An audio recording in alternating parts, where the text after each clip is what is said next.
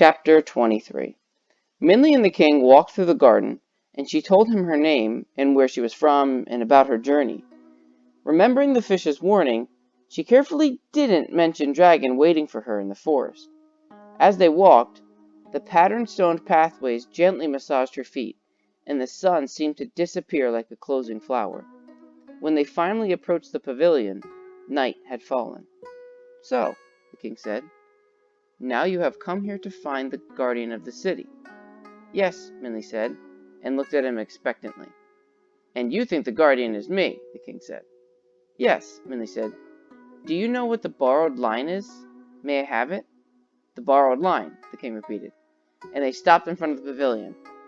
The moon's reflection fastened onto the water surface, and Minley saw why the pavilion was called Clasping the Moon. The image of the moon lay protected in the water like a glowing pearl, and the king stared at it deep in thought. "Come, let's eat, and then we'll see what can be done about your borrowed line." Minley entered the open-air pavilion. At the center, 2 stools and a small table of elaborately carved ginkgo wood waited for them. A large, finely woven bamboo basket as tall as Minley's waist stood next to the chairs. The king eagerly lifted off its lid, and rich, warm aromas floated in the air, making Minley's stomach grumble. The king took out the plates of delicate pink shrimp dumplings, savory noodles and pork, dragon's beard bean sprouts, emerald green chives, and a bowl of white jade tofu soup. A pot of tea and an assortment of cakes sat on the bottom layer of the basket, to finish off the dinner. The king handed Minley a pair of intricate gold chopsticks that weighed heavily in her hands, and with his urging, Minley began to eat what was easily the most delicious meal she ever had.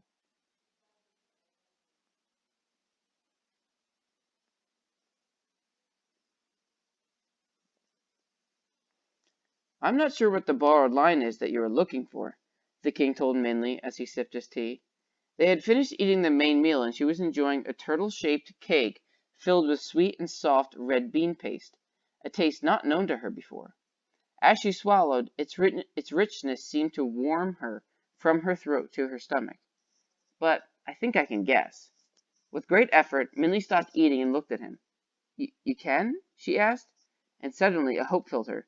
"What do you think it is?" "Do you know why this city is called the City of Bright Moonlight?" the king asked. Minley shook her head.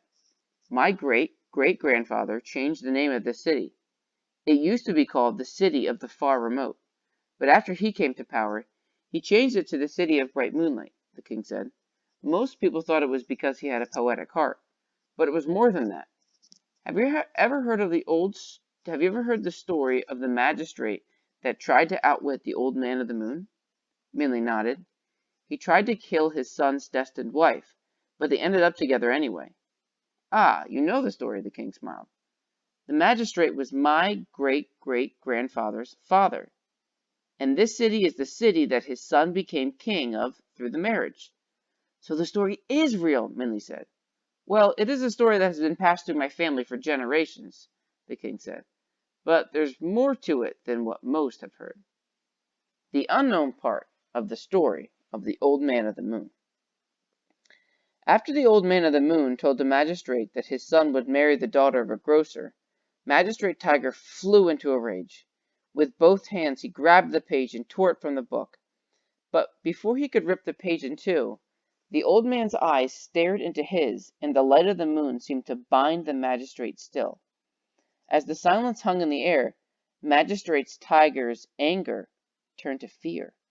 But finally the Old Man of the Moon nodded at him grimly. "Pages of the Book of Fortune do not tear easily, but that paper was being sent to you before I borrowed it," the old man said. "So perhaps it is only fitting that you finally receive it. Take it. The book has bestowed some extra qualities to it, though they will be as useless to you as the original paper would have been." And without another word, the Old Man of the Moon stood up and walked away up the mountain. The magistrate could do nothing but stare, clutching the ripped paper in dumbfounded silence. "He tore out a page of the Book of Fortune?" Minley said. "Yes," the king said, "but he himself was never able to read it, so it remained useless to him just as the Old Man of the Moon had said it would be." "Come," the king said, as he walked out of the pavilion onto the bridge under the moon.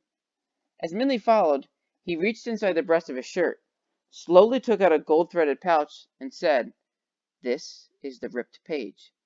It has been passed down from generation to generation, studied by the kings of the city of bright moonlight. None of us have ever understood what the old man of the moon meant when he said it was borrowed." Minley watched, fascinated, as the king took from the gold pouch a delicate, folded piece of paper. Paler than even the white jade tofu she had eaten for dinner, the paper seemed to have a light of its own, dimming the gold threads of the pouch that held it. "It was my great-great-grandfather," the king said, unfolding the paper, "who realized that the words on it can only be seen in the bright moonlight. He renamed the city of bright moonlight, as a reminder for the kings that followed him." Minley looked at the paper as if in a daze. In the moonlight the page glowed. A single line of faint words, as if written with shadows, was scrawled upon the page in a language Minley had never seen.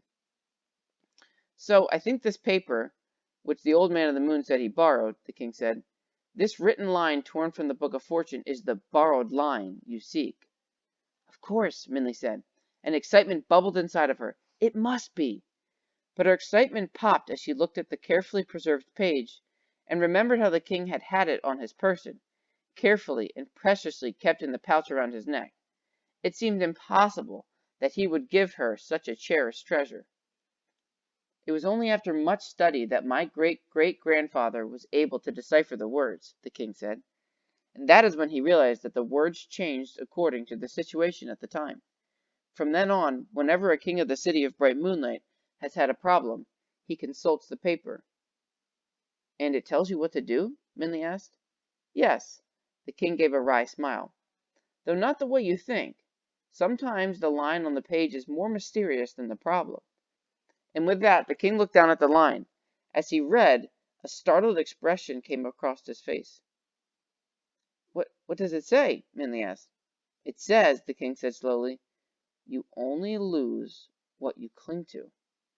The king's words seemed to hang in the air. All was silent except for the soft rustling of the page in the gentle breeze. Minley, unable to speak, watched it flutter as if it were waving at her.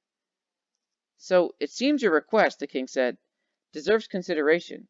This line tells me as much. Let me think." Minley looked at the king, quiet but puzzled. "For generations my family has prized this paper. We have honored it for its spiritual power and authority. It has been passed on and studied and cherished and revered. It has been valued above gold or jade," the king said slowly.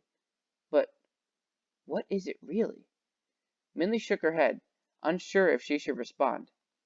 "It is, actually," the king said, "simply proof of my ancestor's rudeness, his unprincipled anger and ruthless greed. Yet we've disregarded that. Instead, we guard and protect this written line so dearly that the rulers of the city of bright moonlight carry it at all times, not daring to let it out of their possession." The moon seemed to tremble as ripples spread over its reflection caught in the water. The king continued again, speaking more to himself than to Minley. "We have clung to it, always afraid of losing it," the king said. "But if I choose to release it, there is no loss." Minley felt her breath freeze in her chest. She knew the king's mind was in a delicate balance. If he refused to give her the line now, she knew she would never get it. "And perhaps it was never meant for us to cling to. No matter whom the paper originally belonged to, this is a page from the book of fortune, a book that no one owns," the king said. "So perhaps it is time for the paper to return to the book." A wind skimmed the water, and Minley could see her anxious face as pale and as white as the moon reflected in it. "You only lose what you cling to," the king repeated to himself. He glanced again at the paper and then looked at Minley. A serene expression settled on his face, and then he quietly smiled and said, "So, by choosing to give you the line, I do not lose it." And with those words, he placed the paper in Minley's trembling hands.